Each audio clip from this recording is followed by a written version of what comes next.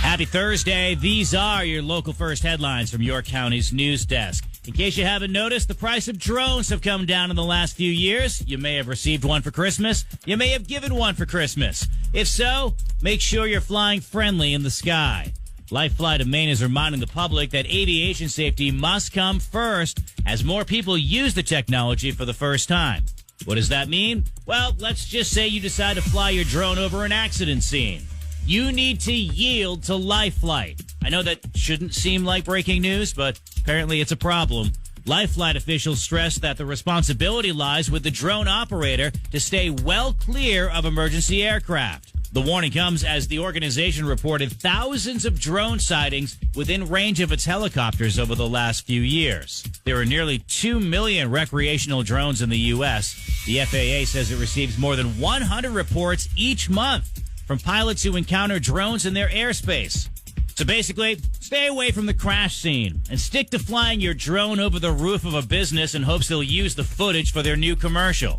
I mean, let's be honest. Every basic commercial starts with a drone flying over the business roof, which I've never really understood. Like, why would I care? I'm not going to be on the roof. What am I, Doug from The Hangover?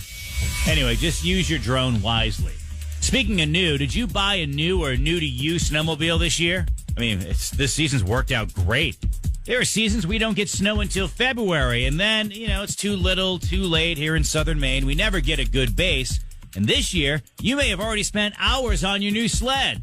But depending on where you're riding, that may not be the best idea. Trails are still thin in many areas, and snowmobile clubs suggest waiting. Barry Bernard is with the Wyndham Snowmobile Club saying, quote, "Some of our trails literally go across people's yards, so if the ground isn't frozen, sleds can go through with their skis and their tracks and dig it all up, rut it up, and make it a real mess and cause a problem in our relationship with the landowners." End quote. And that makes a ton of sense. But this could tie in with our other story of just think of other people. The Maine Snowmobile Association has an interactive map showing trails in Maine that are available or closed, with most open trails currently only in northern Maine. And finally, if you want to live a long life or even have a productive day, don't drink booze for breakfast. These are the wise words of one Dr. Oz. This after the American Heart Association said that light drinking may be good for you. So alcohol is a social lubricant that brings people together. In the best case scenario, I don't think you should drink alcohol, but it does allow people an excuse to bond and socialize, and there's probably nothing healthier than having a good time with friends in a safe way.